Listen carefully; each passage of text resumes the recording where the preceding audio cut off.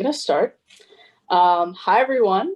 Thank you all for coming. My name is Mona Makam and I am a development board member. This event is going to be a good one because we're going to be tackling biases in this workshop, specifically regarding the status quo and disabilities. So this is our first student-led Center for Leadership event. So the development board and myself are very excited to be putting on this event for y'all.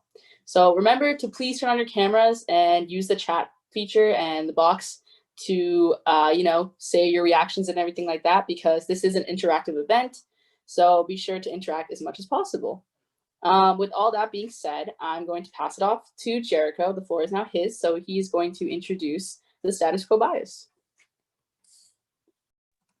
All right, how's it going, everybody? Yeah, my name is Jericho, and I'm currently a board member for the development board, and I'll be your facilitator for the status quo bias. I'm really excited for this event. I know it's going to be great, so let's just go ahead and jump in. Now, to really get a good understanding of the status quo bias, our board thought it would be really good to create a scenario where we can kind of look at it from someone's firsthand point of view which they're experiencing.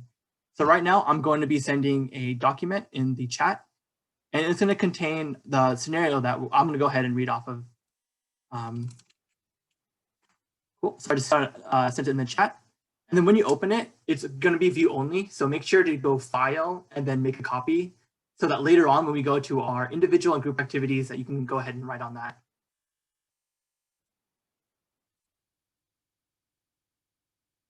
All right. I'm going to stop sharing my screen.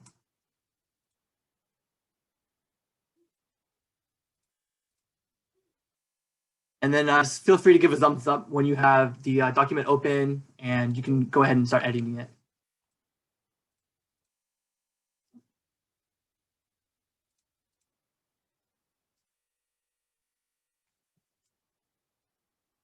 Awesome, awesome.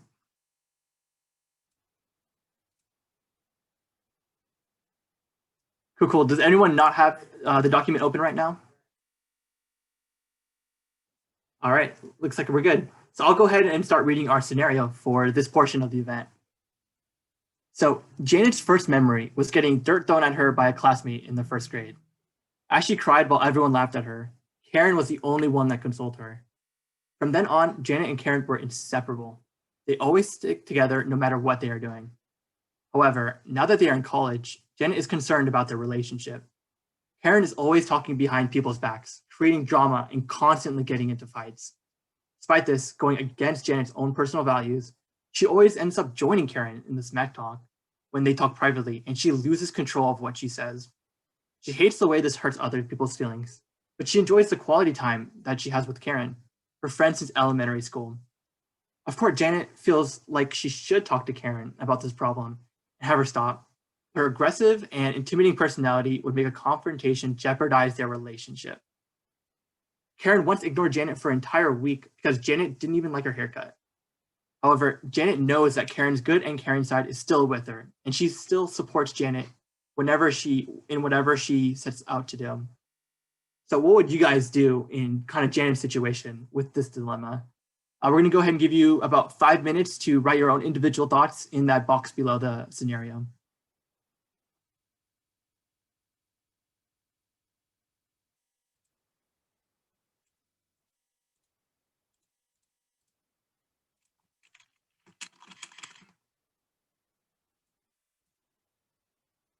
And of course, if you have any questions, you can go ahead and unmute yourself and ask, or just type them in the chat.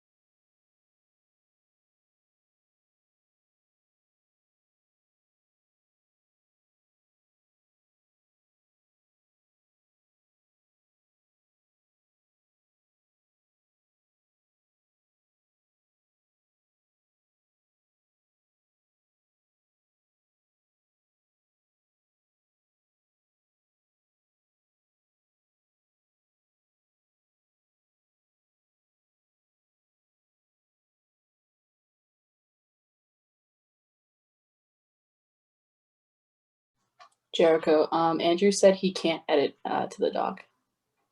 Oh, Andrew, do you file make a copy? Because yeah, I just for the doc I shared, it's just view only. That way, everyone can just make their own copy, so we can have our own individual thoughts.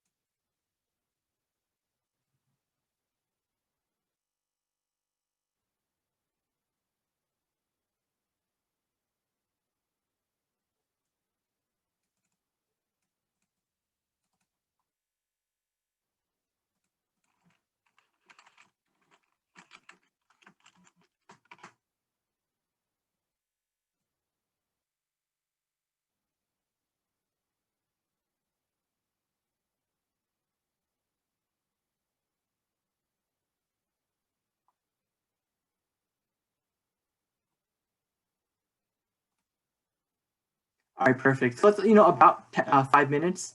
Does anyone else need any more time to get their individual thoughts down? We're good? All right, perfect. So now we're going to go ahead and transition into the group discussion portion of this activity. We're going to be breaking out into 2 breakout rooms. And then if you go on your individual doc and click the link at the top where it says group activity, then that way you'll have access to the group document where you should be able to edit right away.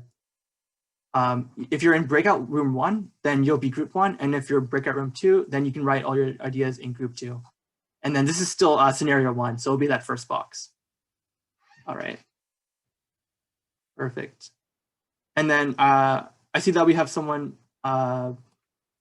just coming in, so I'll go ahead and send the link to the activity right here, again in the chat.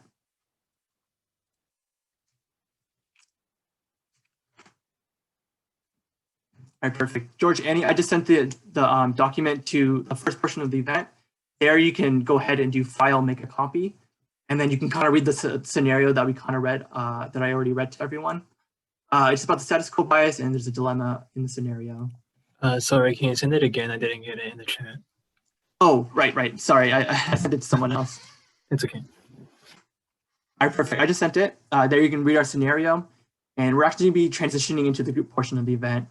So the scenario won't take that long to read, and then you can go ahead and just jump into the group discussion. All right, and then with that, yeah, we'll be go ahead and go.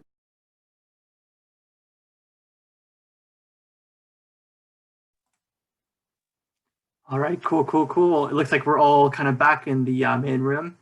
So I was in group 2. We talked about some interesting ideas, but I want to kind of hear from anyone from group 1 on what they would do in Janet's situation.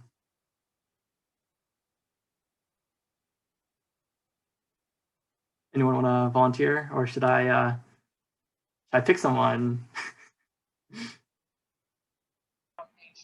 I guess I think I was in group. I don't even know which group I was in, but I think it's just difficult because first of all, you're in college, so it's the time period where you're kind of really gonna be the adult that you're gonna be. So if what's her name, Janet's like, I don't want to be this person, it's probably the moment to do it, because you being friends with her, and after you confront her that she doesn't want to change, it makes you really have to make a decision. Do you continue hanging out with her or not? Because that's going to be the reputation you're going to get in college, and college can also relevant to job opportunities, and it's really difficult. But also having that mentality, it's going to make you just become sick. Mm-hmm. Yeah, that's true. That's true. What about you, Josh? Do you have anything else? Like, what would you do? I think something you got to mention to her is that you're still her friend and you want to support her, but her behavior is affecting not only you but others. That's pretty important. And you might have to be prepared to cut off a relationship at some point. So it's a tough situation, but you have to prepare for the worst. Definitely. I know from group 2, Bettina had like a really good insight. I'm not sure if you want to share that with the group. Yeah, sure.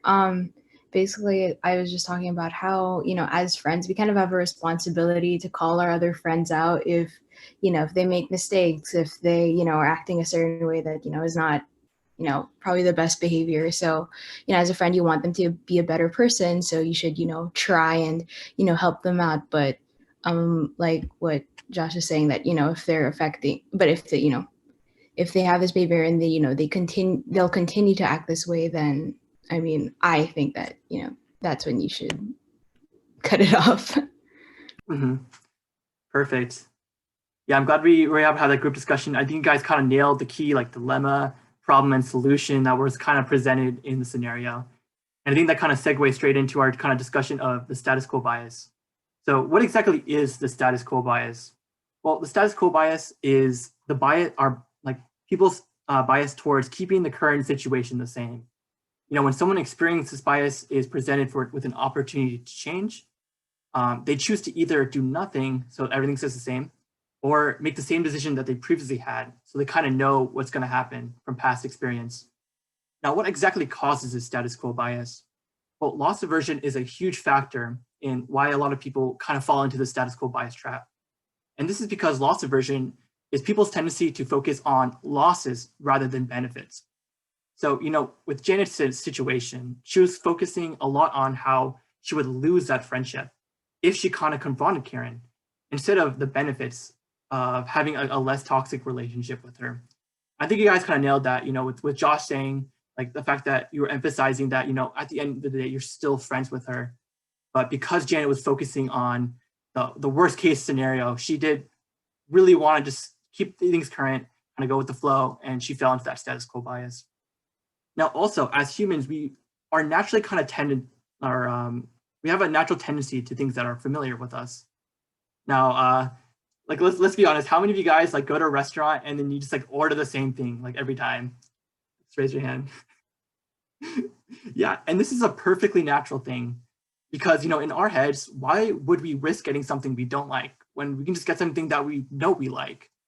And like back to Janet, why would she risk her friendship with Karen over something and by like confronting her and getting something that she's not even really confirmed, versus just going with the flow and then sustaining her relationship that she's had since elementary school?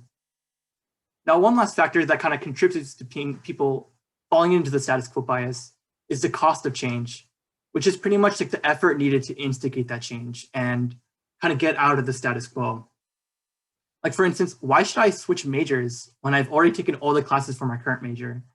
And why should Janet go through all the trouble of fighting with Karen for something that isn't even guaranteed? We don't know how Karen's going to react. We don't know if she's going to change. So why should we risk that? Now, these costs make it really easy to justify the status quo and not take advantage of change that could be actually beneficial to us.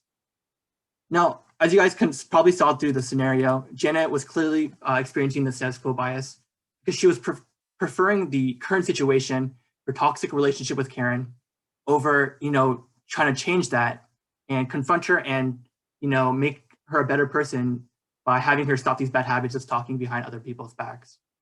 In this situation, it might seem kind of like a small problem, but this status quo bias can lead to could be a huge detriment to our personal and professional lives. For instance, a company that we might be working for in the future could be under the status quo bias by staying with a certain service provider, even though a different one could be better, potentially costing the company thousands of excess dollars per year. Now, by understanding the status quo bias, we'll be able to avoid these pitfalls, which will allow us to reach the goals that we set for ourselves and take advantage of change and not be scared of them. Now that concludes the status quo portion of the event. Hope you guys definitely saw the connection between the scenario and the status quo bias, and kind of see in different your own personal experiences how maybe you kind of felt about the status quo bias. And now I'll go ahead and pass it on to Selena to cover our disabilities portion of the event. Awesome, thank you, Jericho. Wait, can you guys see the slide? Yes. Okay, awesome. Okay. Hi guys, my name is Selena Liu and I will be talking about disability biases today. And for background information, I have a physical disability called cerebral palsy, which affects the mobility of the lower half of my body. So for this scenario, my club and I created a video, I guess, since we couldn't meet in person, about me interacting with a date, strangers, and a friend. So they're all different levels of familiarity and they all impact me in different ways. So here is the video. Selena is going on her second date with a fellow Titan to a restaurant. Selena has cerebral palsy, which is a congenital disorder that affects each individual's movement, muscle tone, or posture differently. Luckily, she has mild CP that affects the movement ability of her lower body, which requires her to use a walker and occasionally a wheelchair. Hey Selena, how are you doing? It's great to see you again. I'm doing great, thank you. How about you? I'm doing great, thanks. I'm so excited. So let me get the door for you. Thanks. Hi guys, please follow me. Once they get to their table, the date grabs Selena's arm, trying to help her get into her seat, and pushes her seat in. All right, so what can I get you to drink, sir? Oh, water would be great, thanks. All right, what can I get for you today? Water would also be great for me, thank you. No worries, I'll be right out with that. Awesome. So, when you're not at restaurants, who cooks your food at home? Or do you often just order takeout? I actually don't go to restaurants or order takeout often because I just like cooking meals for myself at home. Okay, that's interesting. Since I imagine, that you spend a lot of time at your house. What do you typically do inside the home? At home, I enjoy singing, listening to music, watching shows, movies, doing academic stuff, and so on. But I actually do enjoy going out. Oh, really? I just thought that'd be hard since, you need someone to drive you and then you have to go at their time if you want to go somewhere else. It would be kind of hard to coordinate that. I can drive myself wherever I want to go. For example, I enjoy going to the movie theater, getting brunch with friends, and going shopping with them. Okay. Hi guys, here are you guys' drinks. All right, sir, what would you guys like to get? Can I get the double cheeseburger with fries and ranch? Of course, and what would she want? Oh, she would like the chicken Alfredo. Sure, yeah. Hey, what's wrong with her? I don't know, sweetie. Just ignore her.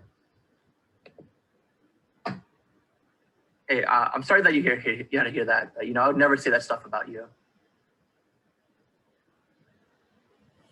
Here's the food. Enjoy. Perfect. Thank you so much. Here, let me help cut that chicken for you. Her date is trying to help her out by cutting her food for her.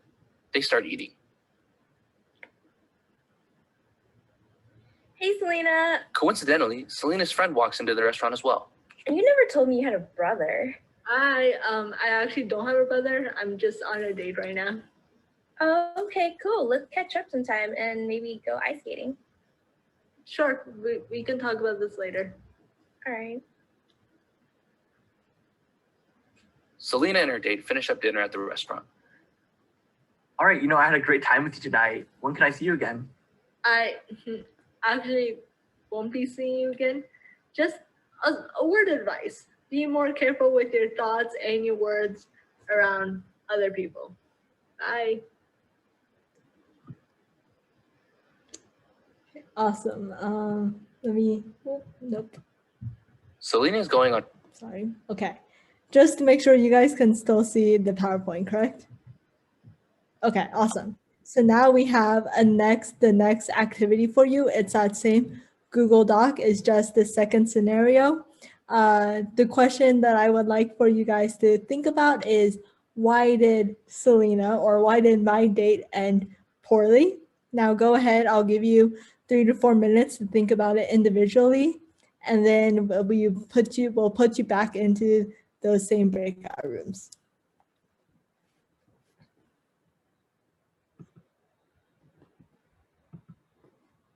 Everybody correct? Yes, I hope. Oh, we're missing Josh, but that's okay. So I heard there's Josh. Okay, hi Josh. I heard in group 1 people said some pretty awesome things. And does somebody from group 1 want to share some of the awesome things that you guys discussed?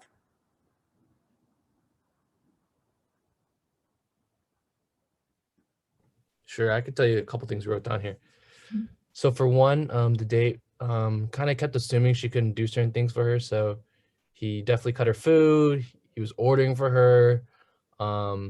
Another thing is that the whole conversation was kind of based around her disability. I mean, small talk's okay, but that's all he talked about. Yeah, he was overstepping sometimes. This is just my personal take. The actor did a very good job. Seemed like he wasn't very interested. That's like anything she was talking about. That was my take on it.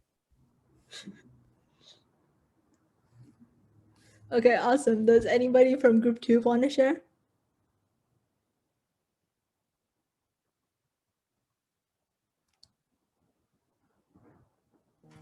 One thing that stood out to me was when the girl and her, I wasn't sure if they were like a couple or like a parent and a It was a parent and a child. child, but I think I'm frozen. Yeah. Oh, it was a parent and a child. Okay. Mhm. So when like the kid asked like what's wrong with her and the parent's like, I don't know, sweetie.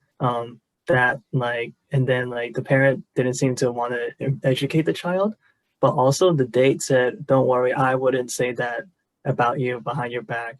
And like that really stood out to me because it felt like he was trying to make himself look better. But like, even though it felt more like he wasn't caring about Selena or about you, really. It was more like he was trying to make himself look better at your expense. Okay, yeah, awesome. Both groups are totally correct. And I really like everything that you guys pointed out. So let me just get back to sharing screen. I hope it's this one. Yes, okay. So first, I would like to talk to you guys about the assumptions that people have. So there are many assumptions and biases that others continuously have towards people with disabilities. And today I'll be talking about a couple of the major ones. So it is commonly thought that anybody with a visible disability has a mental disability. However, it's important to keep in mind that physical disabilities are not the same as mental disabilities. And society sadly thinks of anyone with a disability, whether it's physical or mental, as incapable and inferior. As a result, people with disabilities are often spoken to in a baby or demeaning voice similar to as the waitress did in the scenario. So whether or not somebody has a physical or mental disability, this is not okay nor right to do. So please keep in mind to speak to us in a respectful tone and look at us when communicating rather than directing the communication towards whoever the person we're with, even if we're with anyone. So anyone should be treated fairly since we're all human beings with emotions, valid emotions, and also very much contrary to the belief that people with disabilities are incapable. It's the exact opposite. So, of course, a disability may hinder our ability to do a task, but luckily there's many accommodations possible in this modern world. For example, I cannot safely drive a car with the normal gas and brake pedal, and I completely own up to that. So I'm currently, or I was learning pre-COVID how to drive a hand-operated car. And then I also highly recommend for you guys to watch an episode of Queer Eye. The episode's called Disabled But Not Really. Here you'll get to see how this individual deals with others, his incredible journey, and then the accommodations that the men made for him while renovating his house. Next, I have a pretty major recommendation for you guys. That is to ask before you act. So people often feel the need to help people with disabilities, and having this mindset of wanting to make somebody's day easier is excellent. There's no doubt about that. However, please make sure to ask before you act. Now, you could ask for ways that you can help them rather than just doing what you think is best. And then there are two reasons for this. The first one is that some people with disabilities feel proud or joy from doing tasks for themselves. This could range from anything as simple as opening the door for themselves to something more complicated. But by doing this task for the individual, you'll be taking those good feelings away from them. The second reason is that, and then arguably the most important reason, is that if you physically touch someone with the intention of helping them, it could actually lead to a really bad outcome, and nobody wants this. The individual could be very severely injured. And then, so I have suggestions for you guys on what you could say or ask, and these include, please let me know if there's anything I can do for you, or would you like for me to help you with this? Next is just overall recommendations for you guys. So the first one is to be aware of your biases. Recognize them when they come up and remind yourself that these thoughts are wrong and that you should get more experience in the topic that you're having the bias in before you start having any negative thoughts. The second is to always ask for ways that you can help. As I just said, there's two major reasons to do that. And then the next one is to please consider the comfort of someone with a disability when planning a get-together or an event. The reason for this is that it's very essential to make sure that the person with the disability does not feel left out at any time of the event. So you can either ask them if they're okay with the aspects of the event in that group, or on a one-on-one basis. This just depends on the friendship, the relationship, just on each person. But if you're at all hesitant about when to ask the person, I recommend you do it one-on-one, because that's more personal. And just in case the person with the disability is uncomfortable speaking out loud with it with a whole group, doing a one-on-one is the safe way to go.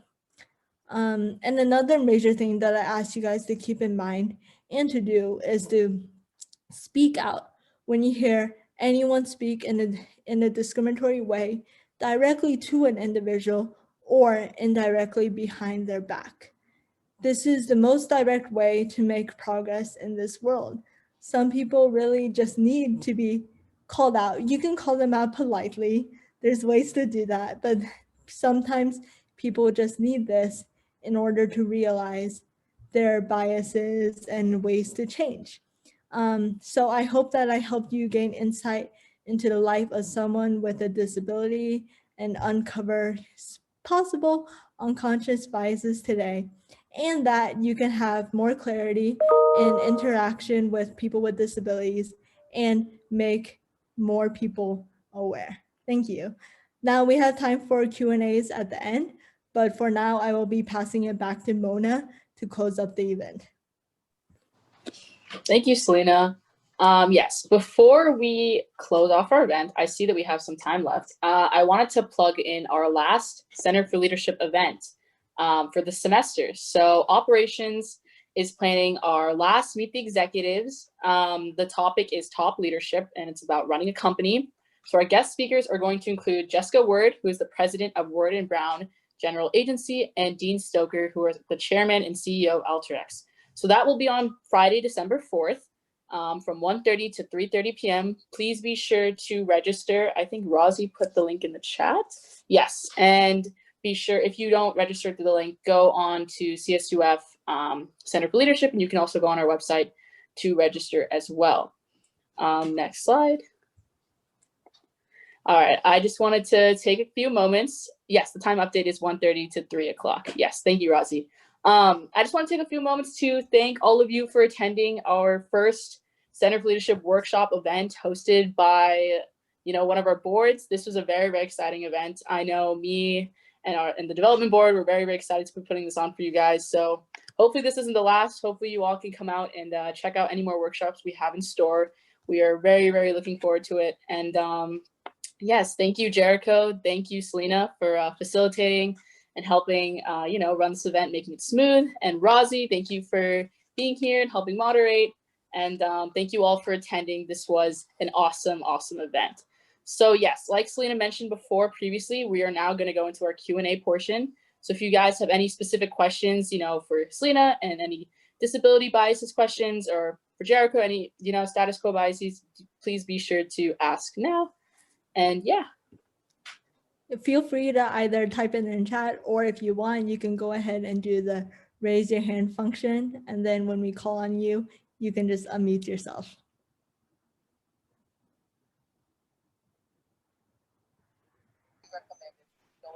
Yeah, I have a quick question.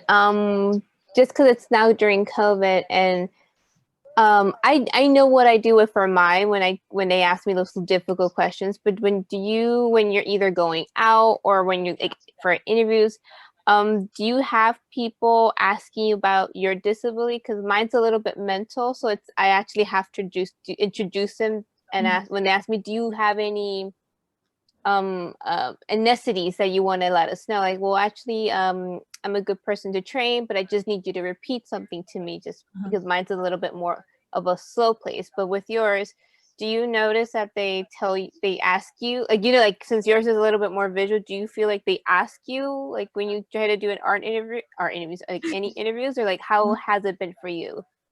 I mean, for my previous interviews, somehow they were mainly all online, even before COVID. So they don't have anything that they can see that they can visually connect to a physical disability. But I do like being open with them. And sometimes for the questions where it's like, oh, do you have any questions for us? Sometimes I just likely mention it and be like, what type of like disability accommodations do you have at your company, and how accessible is it?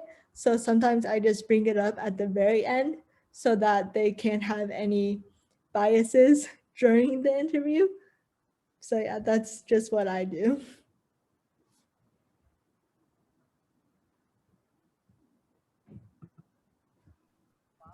Like when you do your applications, sometimes I check yes, sometimes I check no, but have you ever had a recruiter actually ask you, or do you know what that really means? Like, do you want to admit you have disabilities? Do you know what that purpose is? Because I check it sometimes, I just don't really know what the purpose of it.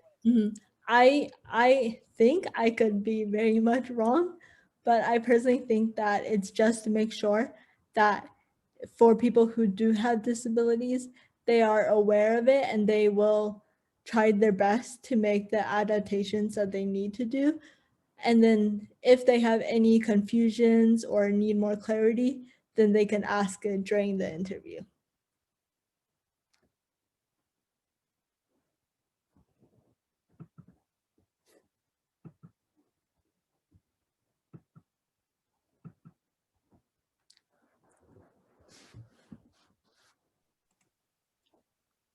All right, perfect. If we don't have any more questions, you guys are free to go.